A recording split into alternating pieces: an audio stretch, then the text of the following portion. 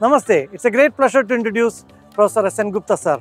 Having long years of experience in the field of Ayurveda, at least around 40 years. He has been also actively participating in international training from last 30 years. So I would like to know some of his statement. So Professor Gupta sir, what do you think about the future of Ayurveda internationally from last 30 years of your experience? Narayan, I am happy that you have asked this question, because you can understand the situations nicely, because you are also involved in similar activities as I am involved. So you also know the circumstances and the attitude of these countries, Western countries particularly.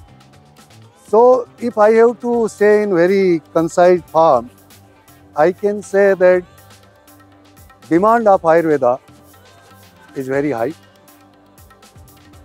It is increasing. But in our country, we also have certain dilemma about Ayurveda, that how to present Ayurveda. We have to come out of this dilemma. Actually, in Western countries, they want Ayurveda as it is.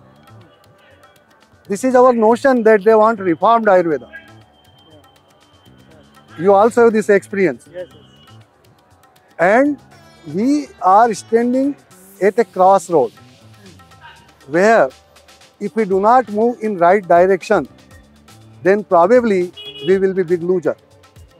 Therefore, it is very necessary that we people of Ayurveda have to understand it very well, that how to propagate and promote Ayurveda in its original form, of course, according to modern needs, but not as we usually feel that it should be translated in scientific language.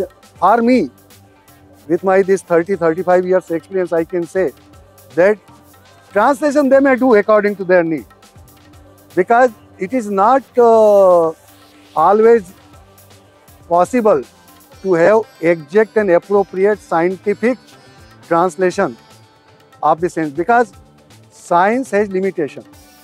Ayurvedic approach is beyond the science. Whatever you perceive, that can be verified through science.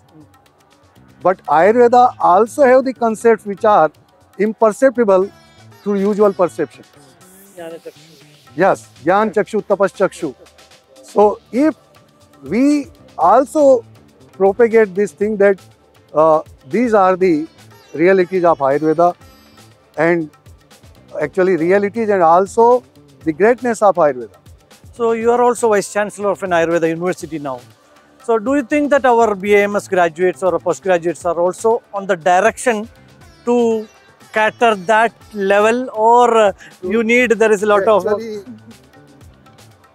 On the post where I am, I should not say this, but with present scenario, I am not very satisfied. We are not able to produce really Ayurvedic Snatak. We are producing Ayurveda degree holders. Just very important thing that some months back, I read one article from the Health University of Texas. The title of this article was very interesting, that modern doctors are suffering from hypoischemia. Very wonderful article. After reading this, I realized that it is not only medical doctors, but we are also moving in same direction. We are not producing real Ayurveda practitioners, but MCQ doctors.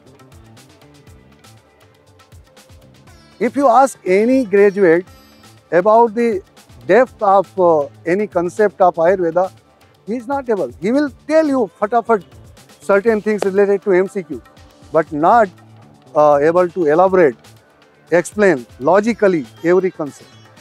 And from last 40 years, you have seen many events happening, and the population also been really attracted to that, and also public also become more aware of Ayurveda. So what do you think about the future of Ayurveda in India? I told you already, future is bright. Even in our country, people want Ayurveda. During Corona, even if it is not much propagated, but I tell you, common population of our country had automatic natural attraction for Ayurveda because they realize that there is no proper solution in conventional medicine. And with simple Ayurvedic measures, we could treat the patients of COVID. I tell you that during COVID, we did not stop our activities usually.